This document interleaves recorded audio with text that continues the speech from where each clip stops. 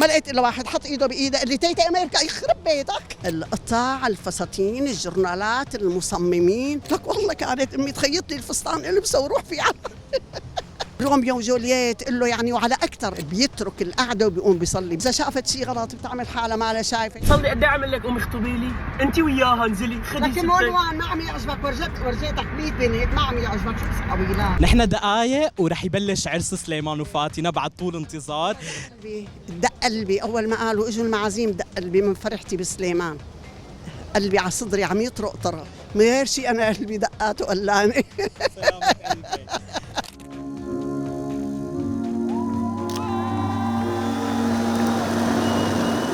قد ايه ناطر هذا اليوم من وقت ما كان سليمان صغير؟ لا شوف لك شغله، هذا اليوم يعني سليمان نطرت هذا اليوم من وقت تخرج من الجامعه، تخرج من الجامعه وتعرف على فاتنه، وقررنا انه فاتنه لسليمان من وقت اللي تخرج، والحمد لله يعني الله هيك كملها معنا وطلعت البنت هي البنت اللي بدنا اياها والبنت اللي عم ندور عليها.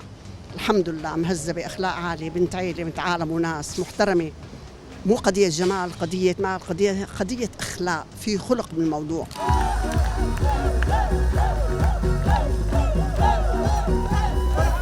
قد ايه تعذبوا ليكونوا مع بعض؟ شلون توصفي قصة حبهم لسليمان وفاتنة؟ قصة حبهم أنا كل ما أشوفه قل لهم قيس وليلى، والثاني شو اسمه سميهم فيه يعني روميو وجولييت، قل له يعني وعلى أكثر ما شاء الله حولهم. بس والله إنه كانت قصص رائعة، كانت مليانة تهذيب، مليانة أخلاق، مليانة وقار، يعني يقبر قلبي. هو مهذب، صاحب دين، صاحب أخلاق. يعني شو أنا إذا يعني حابب وعشقان وبدي أتزوج بروح القيم والأخلاق تبعنا والعادات، لا كل شيء بمحله ويقبر قلبي والله. يعني قد ما بوصف لك فيه بقول لك أكثر. سليمان بيترك الحفلة وبيقوم بيصلي، بيترك القعدة وبيقوم بيصلي، بيترك العزيمة وبيقوم بيصلي. يعني الحمد لله حافظ للقرآن، بيصلي وبيصوم، يرضى عليه ايديه للخير. يعني الحمد لله الله بعث لنا بنت مهذبة أهلها هيك. فاتنة شو بتحكي عن هيك عم اقول لك، شو عم اقول لك، سليمان أهلها للبنت هيك، وهي حبيبة قلبي طيوبة وراكنة وكربوجة وبتسمع الكلام، وإذا شافت شيء غلط بتعمل حالها ما لها شايفة. يعني شو بدي، وصف كثير كبير.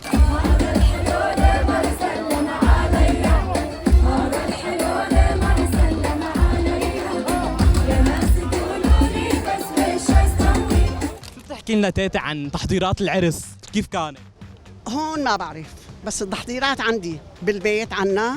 والله يعني أول ما بلشنا بدنا نحضر للعرس القطاع، الفساتين، الجورنالات، المصممين، من أنواع المصمم. قلت لهم لك جننتوني، لك 50 مصمم ما كان يعجبكم مصمم. لك والله كانت أمي تخيط لي الفستان البسه وروح فيه. لا والله يعني كان والله تحضيرات حلوة، يعني الحمد لله والله كرمنا. شفت انه اللبس حلو والمصممين اللي عملوا له الازياء مصممين اكابر ومحترمين الحمد لله. يعني ما تعبنا كثير، تعبنا بالافكار، عرفت شلون؟ ايوه فكري، ايوه لا مادي ولا معنوي بس فكري. شو بتقولي اليوم لسليمان وفاتنة بهذا اليوم؟ هيك رسالة بتحبي رسالة مباركة. تقبرني سليمان إن شاء الله، ألف مبروك يا رب حبيب قلبي، إن شاء الله عبال هيك البنات والبنين. قلتي لي قبل شوي إنك وصيتيه وصية لسليمان إنه يعمل شيء اليوم مقلب. لا أنت سألتني في مقلب، قلت لك قائم ممكن. أيوة. عينك شو عم يرضى عينك شو عم لكن حامل حالك. يلا تعالوا يلا سربني. اليوم ما فيني اشوفك ما اقول لك تيتا امريكا، كل حتى العيله كلها بتنادي لك تيتا امريكا. قد بالطريق بالشارع لك رحت على واحد بياع دولي بدي ركب دالوب، ركب لي دالوب ببلاش بس انت تيتا امريكا. يلا. لا لا لا لا ما لك انا بامريكا، انا بامريكا الله وكيلك. كان في حفله بمنهاتن، ما لقيت الا واحد حط ايده بايده اللي تيتا امريكا يخرب بيتك.